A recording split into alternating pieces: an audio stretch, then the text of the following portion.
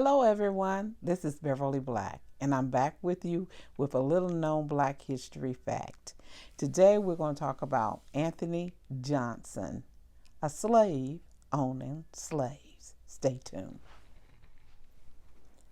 Okay, I am going to be reading a lot of this because I have been researching it and I'm learning it for myself. I'm in a shock and in awe for myself. But let's learn more about Anthony Johnson.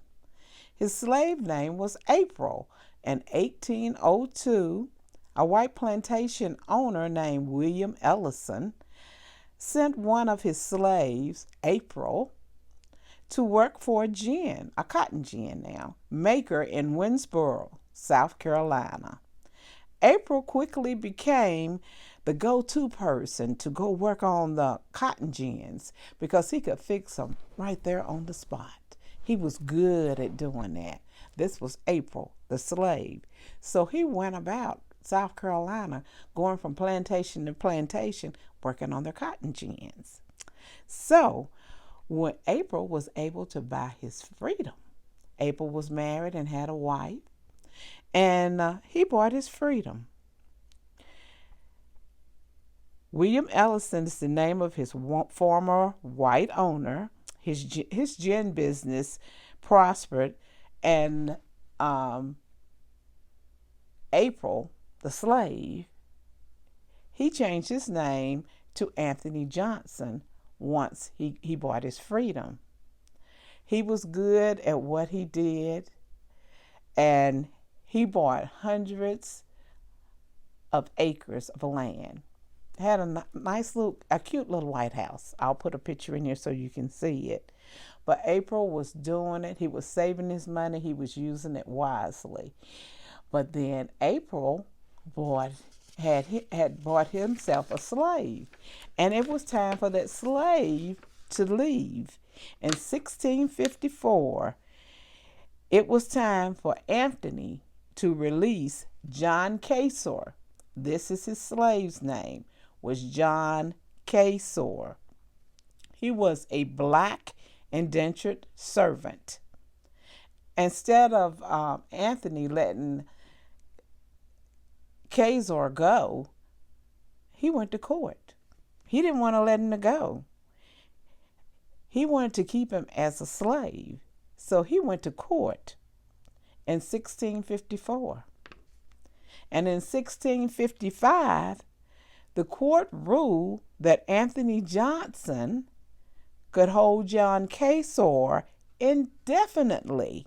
Indefinitely. He could keep him as long as he wanted to. The court gave judicial sanction for blacks to own blacks as slaves. Do you hear me? The court gave judicial sanctions for blacks to own a slave of their own color and race. So Anthony had up to 68 slaves. He had up to 68 slaves. Casor became the first permanent slave, and Johnson the first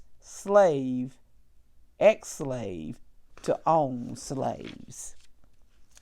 And in the book, let me find that name here again.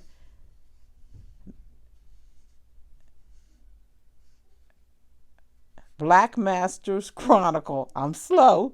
Black Masters Chronicles. It tells about Anthony in that book. And in that book, it also tells that he was the worst slave master. His people were not properly fed. They were not properly clothed. He was the worst of the worst. An ex-slave owning slaves, mistreating slaves.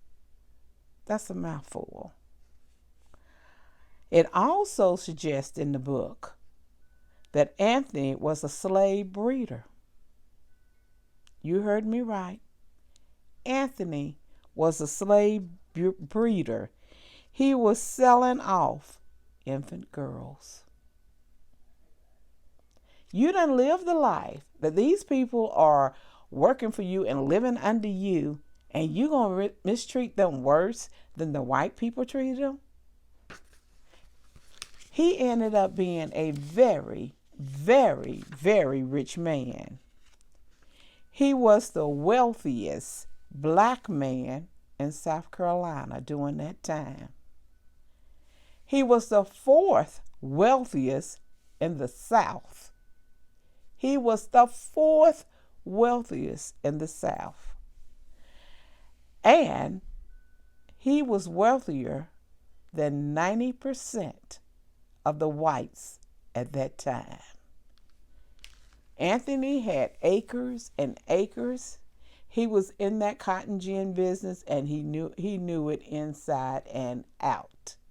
He may have been an ex-slave, but he learned and he used it wisely.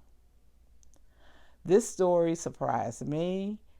I had never really thought about slaves owning slaves, but Anthony had 68 slaves owning slaves. So I hope that this story today has enlightened someone and blessed someone in any way. If this is your first time to my channel, please subscribe, leave a comment, hit that like button, and share out the video. I would appreciate it. And welcome to the family. Remember, I love you, but God loves you more. Be blessed and prosperous.